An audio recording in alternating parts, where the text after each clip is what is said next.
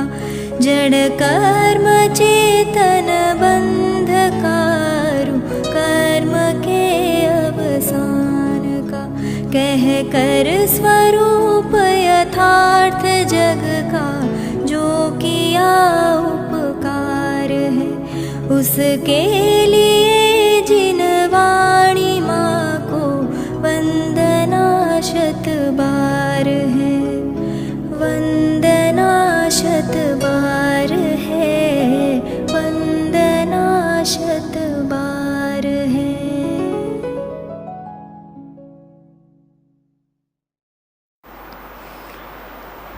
ओम नमः सदेभ्यः ओम नमः सदेभ्यः ओम नमः सदेभ्यः।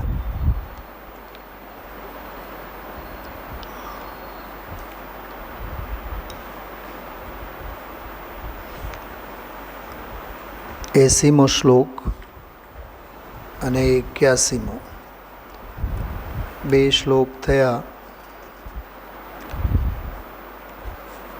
81મો શ્લોક જે આજે છેલ્લી 40-45 મિનિટમાં ગુરુદેવશ્રીએ જે ચલાવ્યા બહુ પ્રયોજનભૂત વિષય એમાં આવ્યો।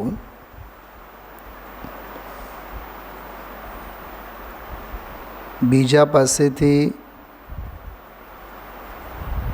મન ભરીને સાંભળવા છતાં કે બીજા મુખેથી ઘણું સમજાવવા છતાં જ્યાં સુધી આત્માની ભાવના નથી ત્યાં સુધી મુક્તિને માટે મોક્ષને માટે પાત્રતા ન જ પ્રગટે।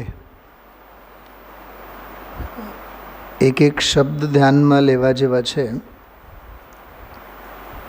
મને વારંવાર વિચાર એક આવ્યા કે આપણે તો સાંભળવાને જ પાત્રતા ગણીએ છીએ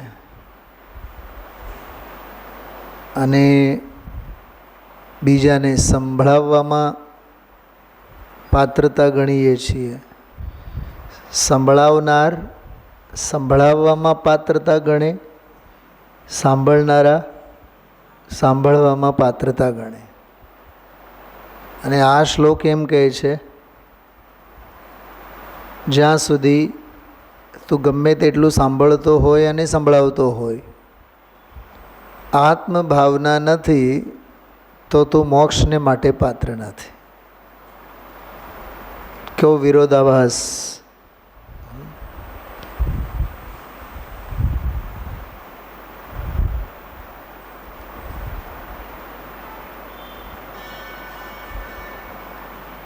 પરલક્ષી ક્રિયા માત્ર તો ધર્મ તો છે નહીં અને પરાશ્રિત ક્રિયાઓથી ધર્મ નથી।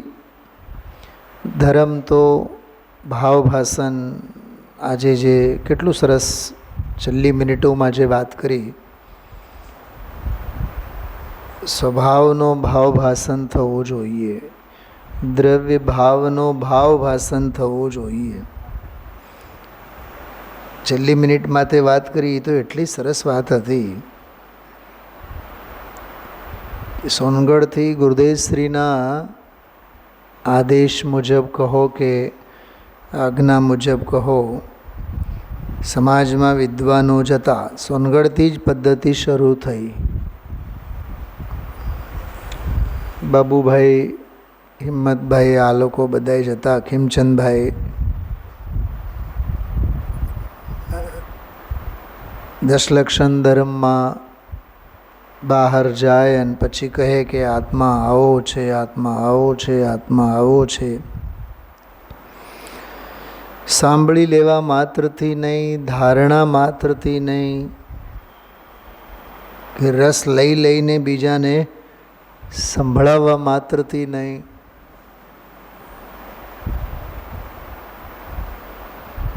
કેમ કે વચન વ્યવહારનો, વાણી વિલાસનો વિષય જ નથી। એટલે જે બીજી લીટીમાં વાત કરીને કે ન આત્માનમ ભાવયેત, જ્યાં સુધી આત્માની ભાવના નથી કરતો, ભાવના એટલે એકાગ્રતા, સ્વસંવેદન, ત્યાં સુધી ન મોક્ષ ભાગ એટલે મોક્ષ પાત્ર. સંસ્કૃત ટીકામાં મોક્ષ ભાગ શબ્દનો અર્થ કર્યું છે મોક્ષને માટે પાત્ર. એ ત્યાં સુધી પાત્ર જ નથી, મુક્તિને લાયક નથી. કેમ કે ક્યાંક ને ક્યાંક વાણી વિલાસમાં, વચન વ્યવહારમાં અને પરલક્ષી વૃત્તિમાં, પરાશ્રિત ભાવમાં ધર્મની ભ્રમણા જીવ કરીને બેઠો છે. આટલો આ સાંભળ્યા બાદ એક વિચાર આવે, આત્મકલ્યાણ, આત્મહિત અથવા ધર્મ જેને કહીએ, એમાં ચર્ચાને કોઈ સ્થાન નથી. એમાં બોલવાના વ્યવહારનો કોઈ સ્થાન જ નથી. છતાં જો આપણી સામાજિક ધાર્મિક પ્રવૃત્તિઓમાં સ્વાધ્યાય અને પ્રવચનનો કેટલો ભાગ ભજવે છે. એમ જે વાત કરીને ગુરુદેવશ્રી આજે દશલક્ષણ ધર્મના દિવસોમાં, તો આપણે ત્યાં નથી આવતા વિદ્વાન, અને વિદ્વાનને સાંભળવા ગામ ભેગું નથી થતું. બોલો વિકાસભાઈ, દેશ દુનિયામાં ગામ ને ગામ, દરેક મંદિરો, દરેક સંકુલનો વિદ્વાનોથી ઉભરાય, શ્રોતાઓથી ઉભરાય, બરાબર, વર્ષોની પરંપરા. હવે આ સિદ્ધાંત એમ કહે છે તો એવી પરંપરા ભલે ને 33 સાગરોપમ વર્ષો સુધી કરને. સર્વસિદ્ધિના દેવોની વાત કરી આપણે, અષ્ટાનિકામાં અમે વાત કરી હતી. 33 સાગરોપમ વર્ષ એટલે શું? અસંખ્યાત અબજ વર્ષ. એક સમય 33 સાગરોપમ વર્ષો સુધી ચર્ચા કરતા હોય, ભગવંતોના ગુણોના ગુણાનવાદ કરતા હોય, તો એક ગુણના, એક સમયના આનંદનો પણ તેઓ વર્ણન નથી કરી શકતા. સિદ્ધચક્ર મંડળ વિધાનમાં એક છંદ આવે છે, જેટલા ભાષા વર્ગણાના પરમાણુઓ થયા છે ભૂતકાળમાં ભાષા રૂપે, અને ભવિષ્યમાં જેટલા થવા લાયક છે એ કેટલા કહે છે કે અનંત. તો એ અનંતને ભેગા કરો, બેઉ કાળ સંબંધી થયા છે એ અને થવા લાયક છે એ, અને બધાને ભેગા કરીને એ જેટલા છે ને અનંત, એ અનંતને અનંતવાર અનંત ગુણા કરો.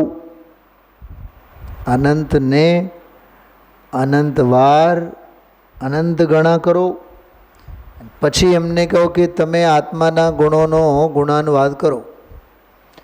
તો કહે છે કે એક સમયના આનંદનો, એક સમયના આનંદનો એક અનંતમો ભાગ પણ તેઓ કહી શકતા નથી. બોલો, આવો ગુણોનો અનંત વૈભવ. કેમ કે સીધી વાત છે, વેદનમાં તો અનંત હોય, કથનમાં તો અનંતમો ભાગ એ ન હોય. આપણે સિદ્ધચક્ર મંડળ વિધાનમાં એક હરિગી લીધો તો જો પરમ દિવસે, કે અમિત પ્રભાવ એટલે શૈલાબેન, નયો પ્રકાશિત કરે અને પ્રકાશિત થાય, પ્રમાણ પ્રકાશિત કરે અને પ્રકાશિત થાય, એવી લાચારી સ્વભાવને નથી. એમ ચર્ચા આવી હતી એમાં. એટલે નયો જણાવે પછી વસ્તુ છે, પ્રમાણ એને પ્રમાણિત કરે પછી વસ્તુ છે, એવું કાંઈ છે નહીં. વસ્તુનો સ્વભાવ તો અનાદિ નિધન સમયસાર પ્રવચન સારની ભાષામાં કહીએ તો પ્રત્યક્ષ જ્ઞાતા એ તો સ્વભાવ છે જ. આજે સોગાનીજી સાહેબનો જે એક દાખલો આપ્યો હતો, ખબર નહીં 3-4 દિવસથી સોગાનીજીનો દાખલો રોજ આવે જ. એક ઓલો આસનવાળો આવ્યો, અમે તો અમારા સ્વભાવમાં આસન લગાડીને બેઠા છે. આજે વળી આવ્યો, બાગમાં ખીલેલ ફૂલ હોય, કોઈ સૂંઘે ન સૂંઘે શું ફેર પડવાનો છે? વિકાસભાઈ ગજબનો દાખલો છે. હા, જો અત્યારે આપણે સ્વાધ્યાય લઈએ, કોઈ સાંભળે નહીં સાંભળે શું ફેર પડવાનો છે? શું સમજાણું? હું તો હજી બીજી વાત કરો કે સાંભળીને સ્વીકાર કરે કે સાંભળીને વિરોધ કરે, પણ વસ્તુ સ્વરૂપને શું ફેર પડવાનો છે? ફૂલનું સુગંધ સૂંઘે અને 4-6 ગાળો પણ દે, બહુ ગંધી સુગંધ છે એની, એમ બહુ ગંધારી સુગંધ છે એમ. એ સુગંધને વાગોળે તોય ફૂલને શું ફેર પડવાનો? અને વખોડે તોય શું ફેર પડવાનો? આદિનાથના કેવળ જ્ઞાનને કે આદિનાથની વીતરાગતાને મરીચીએ ગાળો ભાંડીને બહાર ઊભો થયો, વસ્તુ સ્વભાવને ક્યાં ફેર પડ્યો? હા, વસ્તુ સ્વભાવની માન્યો હોત, જો એ વાણીને સાંભળીને સત્યને સ્વીકાર કર્યો હોત તો તે જ પર્યાયમાં એનું ભલું થયું હોત. સત્યને સ્વીકારવાથી સ્વીકારનારનું કલ્યાણ થાય. વસ્તુ તો સ્વયં કલ્યાણમય છે જ. ખ્યાલમાં આવ્યું? બહુ સરસ છે આ. શૃણ્વન અપી અન્યતઃ કામમ, મૂળ શ્લોક. શૃણ્વન અપી અન્યતઃ, અન્યતઃ એટલે બીજા પાસેથી, કામમ એટલે મન ભરીને, ખૂબ સાંભળીને. એટલે વ્યાકરણનો અર્થ એમાં આવ્યો અત્યર્થી, અતિના અર્થમાં. કામમ આપણે ગુજરાતીમાં નથી કહેતા મન ભરીને, મન મૂકીને. ખૂબ સાંભળે, 2 કલાક, 4 કલાક, 10 કલાક, 15 કલાક, 20, 25 કલાક, 24 કલાકમાં 20 કલાક, 22 કલાક, 23 કલાક સાંભળે. પણ આમાં મૂળ ન્યાય એ ચાલે છે, સાંભળવાથી કલ્યાણ થતું નથી. હા, કલ્યાણ જ્યારે થવાનું હોય ત્યારે સાંભળવાનો ક્રમ ભૂમિકા પ્રમાણે હોય. ગણધરોને પણ હોય, ગણધરોએ સાંભળે, 4 જ્ઞાનના ધારી ગણધરોએ સાંભળે. પણ સાંભળવાથી, શ્રવણ કરવાથી કલ્યાણ થઈ જાય એવું નથી. મને થોડી આમાં બારીક વાત એ લાગે છે બેન શલાબેન, પહેલો બોલ છે ને શૃણ્વન અપી, એટલે સાંભળીને છતાં પણ મન ભરીને ગમે તેટલું સાંભળે, એ વાત શ્રોતાની અપેક્ષા છે. અને વદન અપી, એ વાત કથન કરવાની અપેક્ષા, વક્તાની અપેક્ષા છે. એટલે શ્રોતાને પણ ગલગલિયા ન થવા જોઈએ અને શ્રોતાને પણ, વક્તાને પણ ગાંડપણું ન સેવવું જોઈએ, એવો ભાવ છે એમાં. સાંભળવા છતાં, સંભળાવવા છતાં, તો સંભળાવવા છતાં એ વાત કોને લાગુ પડે દામજીભાઈ? તો ઘણા લોકો એમ માનતા હોય અમે આટલા ગામમાં ગયા, આટલો ધર્મ પ્રચાર પ્રસાર કર્યો, હજારો જીવોએ માર્ગે લાગ્યા, તું પોતે? હમણાં સુમત પ્રકાશજીની વાત નહોતી કરી મેં 2 દિવસ પહેલાં? હા, પંડિતજીને જઈને એમણે કીધું, રવિન્દ્રભાઈ પંડિતજીને, ઘણો ધર્મ પ્રસાર કરીને આવ્યા, 4 જગ્યા ગયા અને 5 જગ્યા ગયા, સાંભળ્યા. અને પંડિતજીએ કીધું એટલે તો તમે પોતે પોતાને સાંભળાવવાથી બાકી રહી ગયા. અરવિંદભાઈ પંડિતજીએ જવાબ આપ્યો સુમત પ્રકાશજીને, હોશો શેની તમે પાળો છો? ખ્યાલમાં આવ્યું? તો સંભળાવનારને સંભળાવવાની પણ હોશો એવી, અમે એ ગામ ગયા, ઓલા ગામ ગયા, ત્યાં ગામ ગયા, ત્યાં ઓલા બહુ સારો એવો મુમુક્ષુ સમાજ છે, જ્યાં આદર, આવ, ભગત, માન, સન્માન, મનગમતા શ્રોતા, મનગમતી સુવિધા મળે તો જીવોને એ ગામમાં બોલો તત્વ સાંભળવામાં જવું ગમે. ગુરુદેવશ્રીની વાત જુદી છે. રાજકોટ પિયર હતું અને એ આવતા એમની તો આખી સહજ પ્રક્રિયા હતી. સરખામણી ગુરુદેવશ્રી સાથે નહીં કરવાની ધમજીભાઈ. હા, જ્યાં ખાવા પીવાનું સારું મળે, માન સન્માન મળે, બીજી કોઈ માથાકૂટ નહીં, જે સાંભળાવો એ સાંભળે. તો મુનિરાજને વિહાર ધર્મ વિહાર હોય ને મુનિરાજને તો મુનિરાજનો ધર્મ વિહાર એવું થતું હોય મનગમતા ગામમાં જાય એ તો ગતિ કરતા હોય, વિહાર કરતા હોય, વિહારના ક્રમમાં ગામ આવે તો આવે, બાકી કંઈ બુદ્ધિપૂર્વક ત્યાંથી જવાનું અને પસાર થવાનું એવું કંઈ હોતું નથી.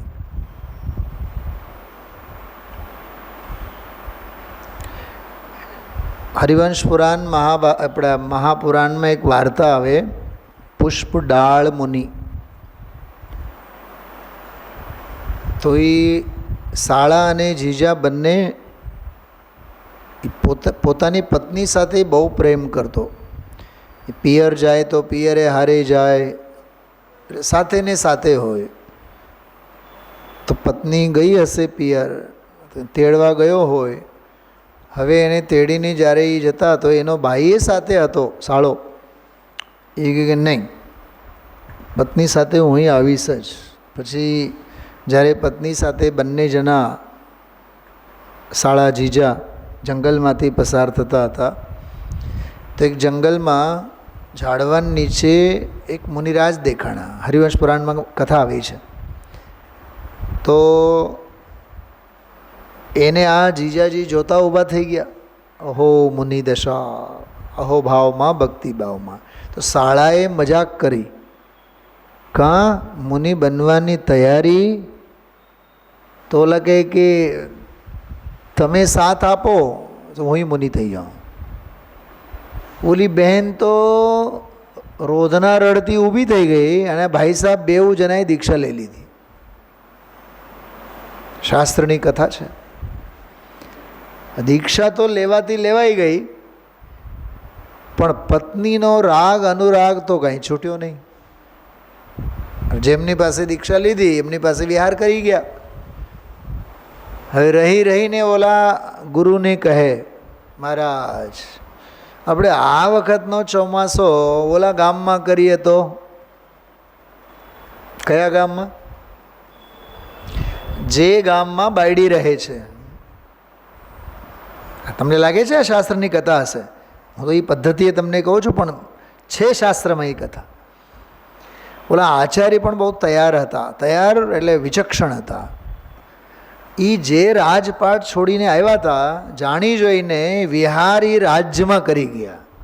અને સોનાની થાળ અને બધું ચાંદિયન સોનું અને વૈભવ અને ભોગ વિલાસ અને બધી રાણીઓ પછી સોનાની ત્રાસ અને થાળ બધું લઈને આહાર વિધિ માટે લાઈનમાં ઊભા. આહાર વિધિ વખતે બધું વૈભવ જોયું. તો આહાર પછી ઓલા આચાર્ય એમ કીધું ઓલાને, પુષ્પડાળને, આ જે ઊભી છે ને સુંદર બધી સ્ત્રીઓ રાણીઓ, એ કોણ છે ખબર? અને આ જે રાજવૈભવ તમે જુઓ છો એ કોનું હતું ખબર? નહીં, કાંઈ ખબર નહીં. આ બધી રાણીઓને હું છોડી મૂકીને દીક્ષા મેં લીધી છે. અને આ રાજપાટ લાથ મારીને હું જંગલમાં જતો રહ્યો છું. કોઈ દી મને અનુસ્મરણ આવે છે? નિશલ્ય હો. મૂકી દીધું એટલે મૂકી જ દીધું. પછી એના અંગે સ્વપ્નમાંય શલ્ય સેવવા ન જોઈએ. ત્યારે પુષ્પડાળની શાન ઠેકાણે આવી. પછી નિશલ્ય થયા અને ફરી પાછું પ્રાયશ્ચિત વિધિપૂર્વક સાધનામાં આગળ વધ્યા. આ કથાનક શું કહે છે કે મગજમાંથી શલ્ય કાઢી તો નાખો. બાહ્યમાં ભેજ ધારણ કર્યા, ખ્યાલમાં આવ્યું? બાહ્યમાં ભેજ ધારણ કર્યા એટલે શલ્યોનું ભાથું માથે લઈને ફરવાનું ન હોય. એમ સાંભળનારને સાંભળવાના શલ્યો, સંભળાવનારને સંભળાવવાના શલ્યો. સાંભળનારને એમ થયા કે અમે તો રોજ સાંભળીએ 4 કલાક, 2 કલાક, 10 કલાક. નિર્મલાબેન, સાંભળવાનો સૌથી મોટો લાભ એ છે સાંભળવાની હોશો ઓછી થવી જોઈએ. શું કીધું મેં?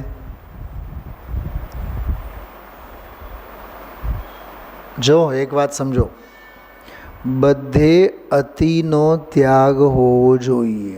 અતિ સર્વત્ર વર્જેત. કપડાં લત્તા કેટલા હોવા જોઈએ? કામ પૂરતા. ખાવા પીવાનું કેટલું હોવું જોઈએ? કામ પૂરતું. સમજાણું? એમ જાત્રા, ભગવાનના દર્શન વગેરે કેટલા હોવા જોઈએ? કે કામ પૂરતા. સમજાય છે? મંદિરમાં ભગવાન કેટલા હોવા જોઈએ? બોલો. કામ પૂરતા. કામ પૂરતા એટલે દર્શન માત્ર માટે. બાકી કંઈ એમની લાઈન ઊભી કરવાની અમારે ત્યાં તો 70, 80 એ બધી તો લોકસંજ્ઞા છે. ખ્યાલમાં આવ્યું? એમ વાંચન પણ કેટલું? કામ પૂરતું. વધુ વાંચવાથી વિચાર શક્તિ મોડી પડે છે. કૃપાળુદેવ શ્રીમદજી, વધુ વાંચવાથી એટલે નકામું બીજું ઘણું બધું વાંચવાથી વિચાર શક્તિ જે છે ને એ મોડી પડે છે. કેમ કે એમાં જ્ઞેય નિષ્ઠા વધતી જાય.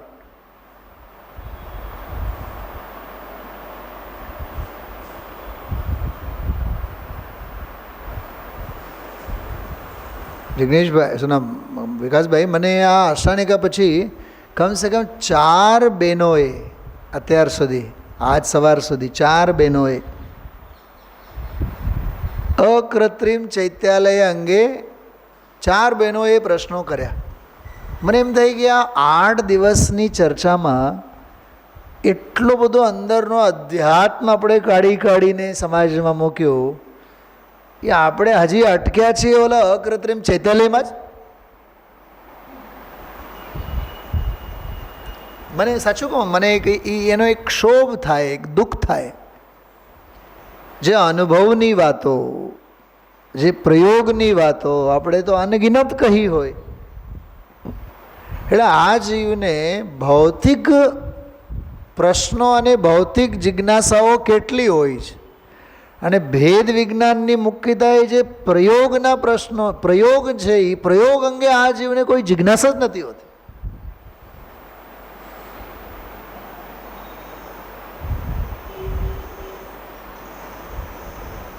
દામજીભાઈ, પ્રશ્ન સમજાય છે મારો? તો બુદ્ધિ વિલાસવાળી વાત કેમ મગજમાં રહે છે? ભૂલી જાઓ એને. આમાં ઈ જ વાત કહે છે, શૃણ્વન અપી અન્યતઃ કામમ. ગમે તેટલો તમે બીજા પાસેથી સાંભળો. એમ જ છે ને, અન્યતઃ એટલે બીજા પાસેથી, કામમ એટલે મન ભરીને, મન મૂકીને ગમે તેટલો સાંભળો. શૃણ્વન અપી, સાંભળવા છતાં. આ શ્રોતાની વાત કરી. બીજી વાત, વદન અપી, બોલ્યા છતાં પણ, બોલવા છતાં, સંભળાવવા છતાં. વદન અપી કલેવરાત. કલેવર એટલે શરીર, એટલે મુખ અહીંયા લેવાનું. એટલે મુખેથી ગમે તેટલું બોલવાથી. આમાં જો, મુખેથી ગમે તેટલું બોલવાથી, જીવવાથી, અને જીભની વાત રસનેન્દ્રિય, અને કર્ણેન્દ્રિય સાંભળવાથી. શલાબેન, જો આ બહુ ઝીની વાત નીકળે છે. બોલવાથી એટલે જીભેથી ગમે તેટલું બોલ ને રસનેન્દ્રિય વડે, અને કર્ણેન્દ્રિય વડે તો ગમે તેટલું સાંભળ. કાને સાંભળવાથી, જીભે બોલવાથી આત્મા હાથ આવે એવું નથી, એમ આમાં કહે છે. બીજી લીટીમાં, ન આત્માનમ ભાવયેત ભિન્નમ યાવત, જ્યાં સુધી આત્માને ભિન્ન રૂપે ભાવ ભાસતો નથી, તાવદ ન મોક્ષ ભાગ, ત્યાં સુધી મોક્ષને માટે પાત્ર હોતો નથી. આજે 5મી ગાથા, 2 જ ન્યાય હતા એમાં. પ્રમાણમ, પ્રમાણ કરજે. જદીદાએ જ પ્રમાણમ, જો હું દેખાડીશ તો પ્રમાણ કરજે. કદાચ ચૂકે જ ક્યાંક હું ચૂકી જાઉં તો છલ ગ્રહણ કરવામાં ઊભો નહીં થતો. અમૃતચંદ્રાચાર્ય દેવે ટીકામાં શબ્દ આપ્યું છે જાગરૂક નહીં થતો. જાગરૂક નહીં થતો એટલે સજગ નહીં રહેતો. મને ખબર છે સમાજમાં આટલા વર્ષોથી કામ કરીએ, ગમે તેટલી વ્યવસ્થિત પૂજા થાય, ગમે તેટલી વ્યવસ્થિત પૂજા, એક અરીગ જો આગળ પાછળ થાય તો 10 જણા સલાહ દેવા આવે. દુનિયાને ગુણો દેખાતા જ નથી. આ સફેદ આખો આવડો મોટો જબ્બો હોય ને, એ જબ્બો નજરે નહીં પડે નિર્મલાબેન. એ જબ્બામાં ક્યાંક એક દાગ હોય ને, એ દાગ તરત જ આંખે વળગે. એટલે આ જીવની ટેવ ધવલતાને, શુદ્ધતાને, સફેદીને જોવાની સારી ટેવ છે જ નહીં. એને તો ગંદકી જ નજર આવે. ભારીલ સાહેબ બહુ કહેતા, મને બહુ ગમતું. વાત તો એવી જ છે. હા, દુનિયા જ એવી છે, દુનિયાની રીત જ એવી છે. ખ્યાલમાં આવે છે બહુ. આમ કેટલું આમ આપણને આમાંથી સમાધાન મળે છે. હા, કેમ? અચ્છા, ઓલો જોંક આવે ને, જોંકનો ગુરુદેવશ્રી દાખલો આપ્યો હતો. જળું શરીરમાં તો આખું કેટલું સારું લોહી હોય ને, પણ એ શરીરને જ્યાં ચોંટી જાય જખમ પાસે, એ શરીરનું સારું લોહી તો નહીં જ પીવે, એ ખરાબ લોહી જ પીશે. આવા લોકો અને આવા શ્રોતાઓની ક્યાંય કમી છે?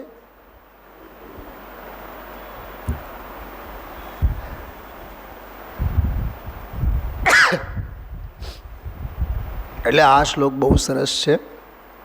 મુખેથી ગમે તેટલું બોલો, કાનેથી ગમે તેટલું સાંભળો.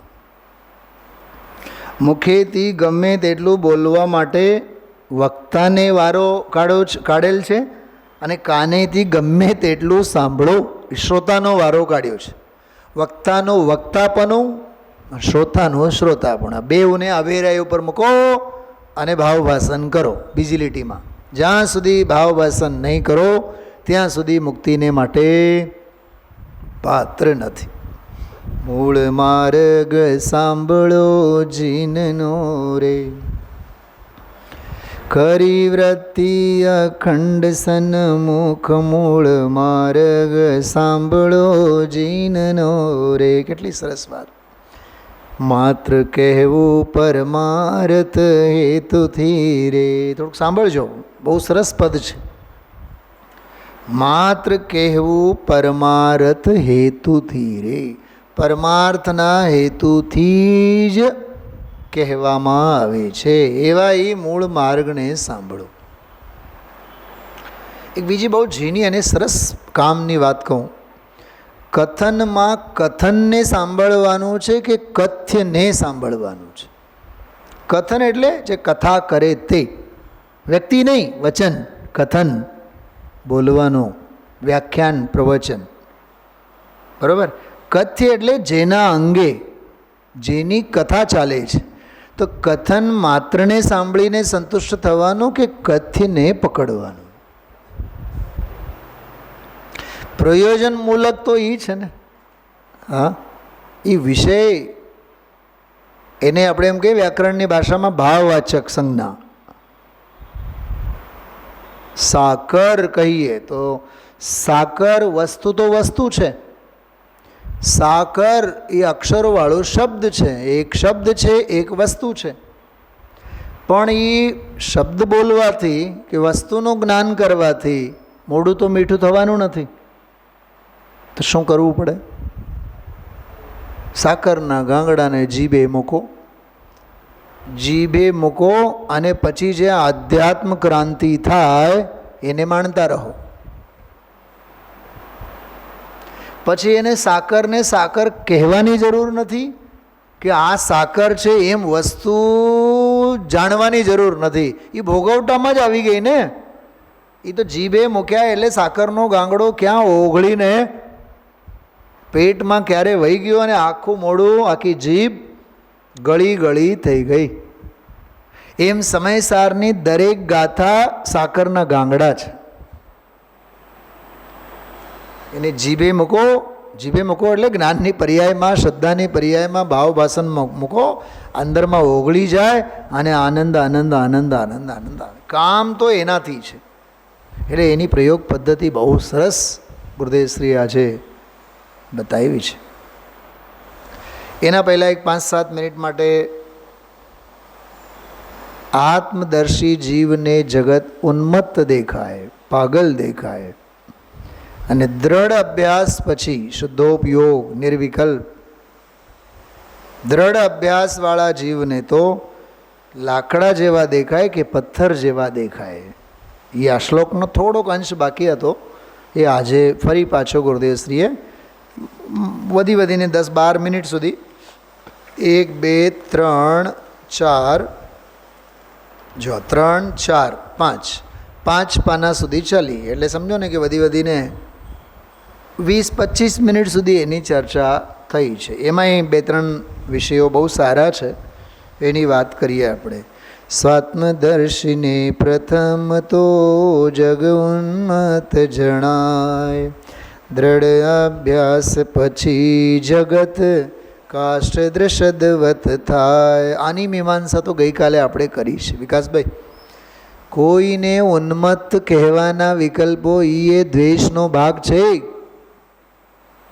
ભલે ને જ્ઞાની કહેતો હોય પાગલ છે, ગાંડા છે, ઘેલા છે, પણ સવિકલ્પ અવસ્થાવાળો આત્મદર્શીવાળો એમ કહે.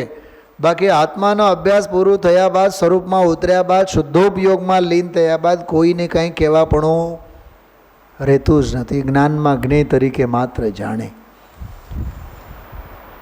જો પહેલો જ ફકરો નિહાલ કરી દે એટલું સરસ હતું. આજે પ્રથમમાં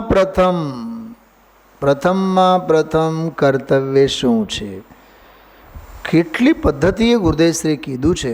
મજા આવી ગઈ આમ સાંભળીને. ધર્મી જીવને પહેલું ધર્મ કેમ પમાય, એ વાત તો આવી ગઈ કે આત્મા જે દ્રવ્ય સ્વભાવ છે નિત્ય ત્રિકાળ, એમાં એની દૃષ્ટિ પ્રસરતા, દૃષ્ટિને ફેલાવતા એને દ્રવ્ય સ્વભાવનો લાભ પર્યાયમાં થાય, એને ધર્મ કહેવામાં આવે છે. પ્રથમ કરનારને શું કરવું કે દ્રવ્ય સ્વભાવ સન્મુખ થવું. જે પર્યાય વર્તમાન પર તરફ વળેલી છે એને પર્યાયની અપેક્ષા એમ કહેવામાં આવે કે એને અંતરમાં વાળવી. આ એને પ્રથમમાં પ્રથમ કરવાનું છે. આમાં એવું નથી કીધું કે રોજ મંદિરે આવો, એવું નથી કીધું કે રોજ પ્રક્ષાલમાં આવો, એવું નથી કીધું કે પકડીને ગયા રોજ પૂજામાં આવો, એવું કીધું છે?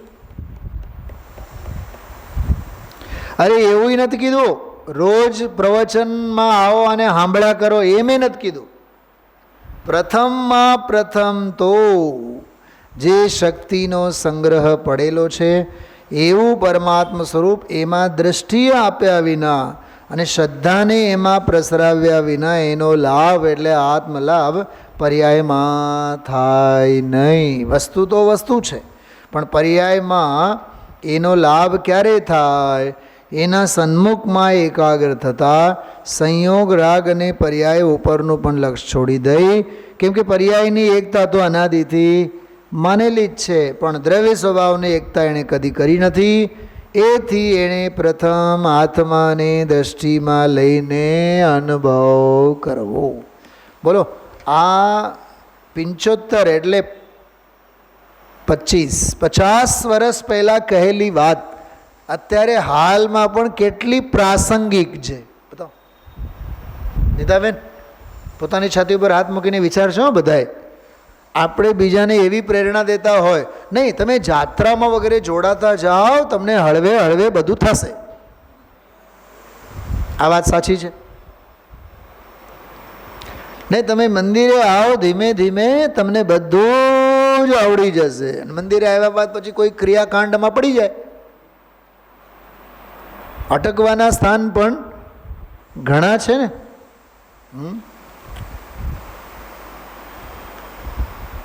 એમાંય પછી સમજો એ નવો નવો છોકરો આવતો હોય, વિકાસભાઈ જેવા મિત્રે કીધું, તારા માટે એક લાભની વાત કહું, તમે છે ને રોજ માનસનામ ઉપર જઈને પ્રક્ષાલ કરવાનું. ઓકે ડન ભાઈ સાહેબ, ધંધે લાગી જાય. હા, એને એની સાથે એમે કહેવું જોઈએ, જો ભાઈ તું રોજ આવે છે, અભિનંદનને પાત્ર છે, ભક્તિ ભાવથી પ્રક્ષાલ કરે છે, બહુ સારી વાત છે, તને સોંપેલું કામ તું રોજ કરે છે, બહુ જ સારી વાત છે, તારો આજ્ઞાકારી સ્વભાવ અમને ગમ્યો. હવે આ તારા સ્વભાવને તત્વજ્ઞાન તરફ તારે, સ્વાધ્યાય તરફ તારે મોડવું જોઈએ. એ હળવેથી કહો, મહિનાભર પછી કહો, 2 મહિના પછી કહો, પણ કહો તો ખરા એને. કેમ કે એને આવી સ્થૂળ ક્રિયાના સંસ્કારો કંઈ આ પહેલી વાર જ પહેલા જ ભાવમાં મળેલ છે એમ નહીં, આવું તો એને અનંતવાર કરી ચૂક્યો છે. હવે એમાં કુતર્ક કરનારો એમ કહેશે, નહીં નહીં નહીં નહીં, સ્વાધ્યાયની વાત જો કરશું ને તો ઓલો તો આમાંય આવવાનું બંધ કરશે. નહીં, અપાત્ર હશે તો બંધ કરશે, પાત્ર અને સત્પાત્ર હશે તો દોડી દોડીને આવશે. ખ્યાલમાં આવે છે? એક શબ્દ બોલું છું, સાંભળો. ક્રિયાના રવાડે ચડેલાને નિષ્ક્રિય તત્વને રવાડે ચડાવો. ક્રિયાના રવાડે ચડેલાને આજે આવો, કાલે આવો, અનંતકાળ પછી આવો, નિષ્ક્રિય તત્વના માર્ગે તો આવવું જ પડશે.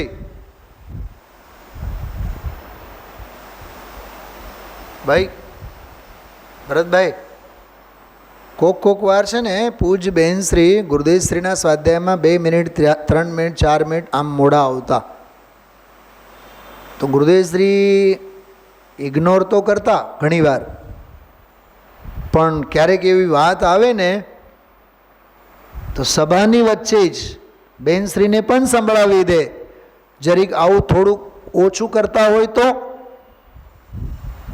સાંભળ્યું છે વિકાસ ભૈયા? બહેનશ્રીને માટે તો ગ્રહસ્થોની બાઈઓ અને આપણા પુરુષોની વાત તો ક્યાં છે? હા, એ તો પછી નિશાળના છોકરાની જેમ પછી બહાર જ ઊભા કરવું જોઈએ. Why are you late? તમે શા માટે મોડા આવ્યા? બહેનશ્રીને પણ ગુરુદેવશ્રી છોડતા નહોતા, કેમ કે નિયમ તો નિયમ, સ્વાધ્યાય 5 મિનિટનું છૂટે, 10 મિનિટનું છૂટે, કેટલું બધું છૂટે. આ કેટલું, આજે મેં હમણાં તમને વાંચી સંભળાવ્યું એક ફકરો, એ 1.5 મિનિટમાં તો ફકરો પૂરો થઈ ગયો. હવે જેનું આટલું ચૂકી ગયું, છૂટી ગયું, કેટલી મોટી વાત ચૂકી ગઈ બતાવો.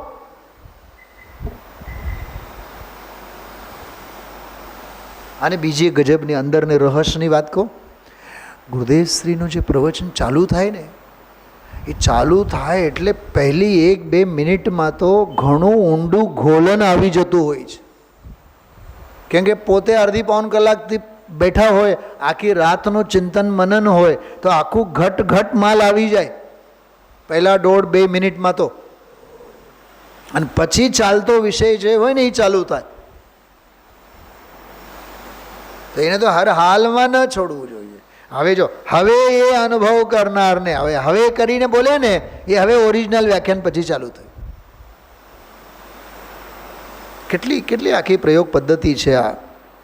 તો અનુભવ કરનારને પ્રથમ ભૂમિકામાં સવિકલ્પ દશા હોય, જ્યારે અંતરનો અનુભવ છૂટી. શૈલાબેન, આમાં થોડીક જીની હજી વાત છે. અજ્ઞાનીની તો વાત જ નથી કરતા, અનુભવી છે.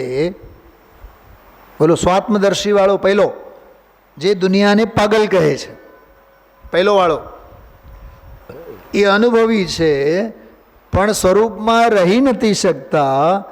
એને વિકલ્પો શુભ ભાવના આવે, સમજાય છે? એના જ્ઞાનમાં એવું જાણવામાં આવે કે અરે રે, આ જગત તો આખો પાગલ છે. એ આખી થીમ ચાલે છે આમાં. અને પછી ઓલી બીજી વાત કરશે, અંદરમાં ડૂબી ગયા બાદ તો બીજા બધા જ્ઞાનના માત્ર જ્ઞેય છે.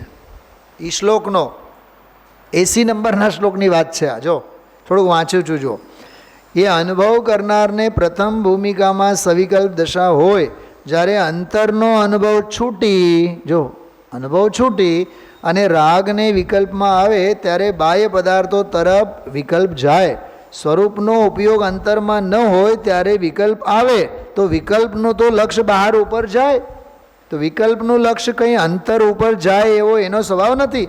એથી ધર્મીને પણ, જો પણ કીધું ને, ધર્મીને પણ દ્રવ્ય દૃષ્ટિ, વસ્તુની દૃષ્ટિ, વસ્તુની પર્યાયમાં એનું ભાવભાસન, ભાવમાં એનું ભાવભાસન જ્ઞાન થયું, એને પણ જ્યારે વિકલ્પ ઉઠે છે ત્યારે બાહ્ય તરફ જાય છે. તેથી વિવિધ વિકલ્પો થાય છે. આહાહા, બહુ માર્ગને ઝીણો એવો, આ કાંઈ કરવાનું કહે, આ કરવાનું નથી. અરે આમ કરે, દયા પાળે, વ્રત કરે. પછી શું બોલ્યા છો અહીંયા, શું લખ્યું છે? અપ્પા કરે. એ અપ્પા ક્યાંથી આવ્યો આમાં? અપવાસ બોલ્યા છે, અપવાસ, અપવા, એમ એમ બહુ હળવેથી બોલ્યા. લખનારે એમાં લખ્યું અપ્પા કરે. અપ્પા ક્યાંથી હોય એમાં? પ્રાકૃતમાં તો અપ્પા એટલે તો આત્મા થાય. શું લખેલું છે જો એમાં? બોલે એમ લખ્યું છે કે ને અપ્પા, એ અપ્પા નહીં, અપવાસ.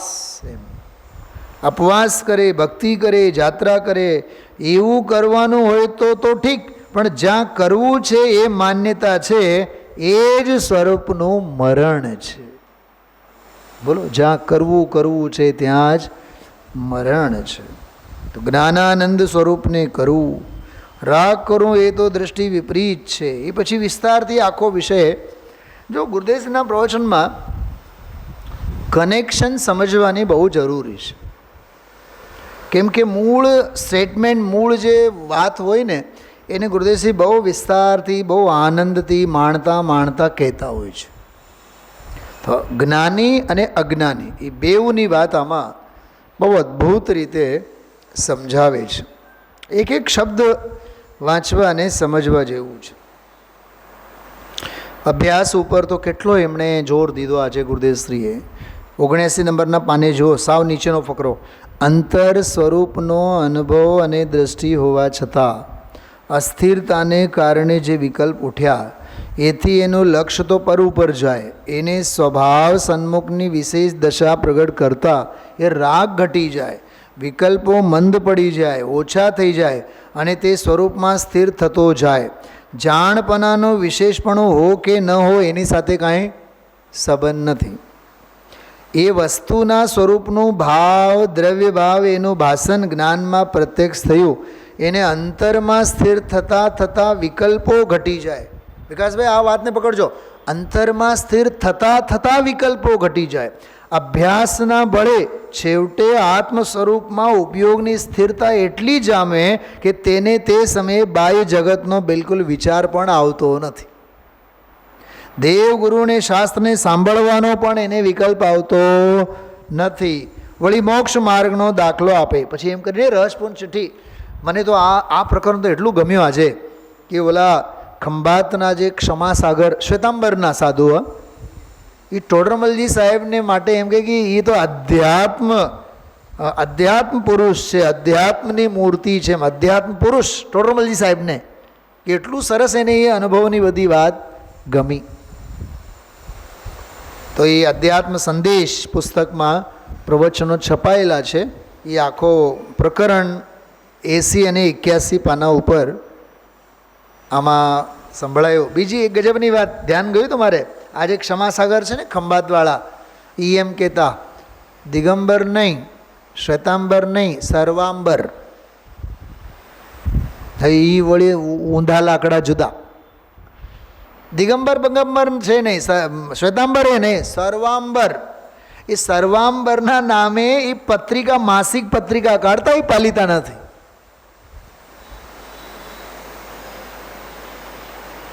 આ બધા જો ઊંધા ઊંધા લાકડા બધા કેવા ગરી ગયા હોય. પણ એને એટલી તો કુણાશ હતી કે ભાઈ ટોડરમલજી સાહેબ અંગે, રસપૂર્ણ ચિઠ્ઠી અંગે એને કેટલો મહિમા. બોલો બાગનો દાખલો બહુ સરસ આવ્યો. ફૂલને કોઈ સૂંઘે ન સૂંઘે. જો ફૂલ હોય તો એમાં સુગંધ હોય જ. સુગંધ તો હોય, પણ સુગંધને સૂંઘવાવાળા હોય કે ન હોય, ફૂલને કાંઈ ફેર નહીં પડે. એટલી વાત આમાં સમજવા જેવી છે. એમ આત્માને કોઈ પસંદ કરે કે વાહ તમારી વાત દ્રષ્ટિની બહુ સારી છે, તો એની કિંમત છે? અરે એવું કાંઈ છે નહીં. કિંમત કરે તો ઠીક છે, નહીં તો નહીં.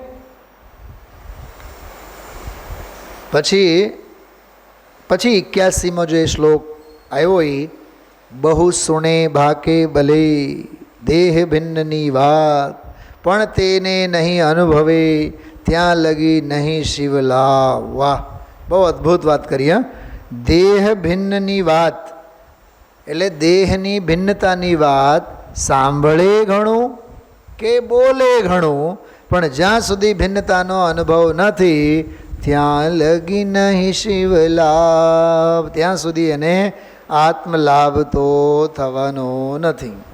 જો આની ટીકા વાંચું છું, બીજા પાસેથી એટલે કે ઉપાધ્યાય આદિ પાસેથી બહુ જ સાંભળવા છતાં, અર્થાત શરીરથી આત્મા ભિન્ન છે એવું શ્રવણ કરવા છતાં, તેનાથી એટલે શરીરથી તે આત્મા ભિન્ન છે એવું સ્વયં બીજાઓ પ્રતિ કહેવા છતાં, જ્યાં સુધી શરીરથી આત્મા ભિન્ન છે એવી ભાવના ન કરે, ભાવના એટલે એકાગ્રતા, ત્યાં સુધી જીવ મોક્ષ ભાજન મોક્ષ પાત્ર થઈ શકે નહીં. તો આ બહુ સરસ ગાથા, અને આમાં ખૂબ ગંભીર ચર્ચાઓ બધી આવેલી છે. સકળ જગત તે ऐठवत અથવા સ્વપ્ન સમાન, તે કહીએ જ્ઞાની દશા બાકી વાચા જ્ઞાન. કહેવાનો ભાવ અહીંયા ભાવ ભાષણનો છે. બહુ સરસ પ્રયોગની ગાથા છે. ઓમ નમઃ સદેવે.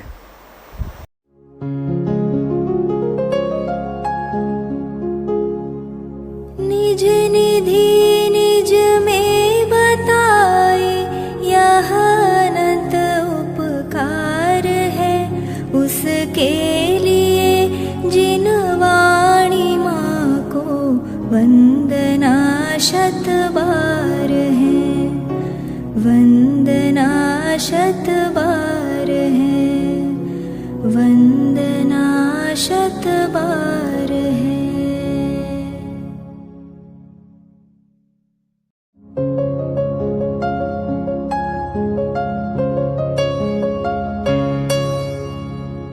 जिन वाणी भारती तो ही जपो दिन रैन, जो तेरी शरणा गहे सो पावे सुख चैन. जा वाणी के ज्ञान ते सूझे लोकालोक, सो वाणी मस्तक नवो सदा देत हो ढोक, सदा देत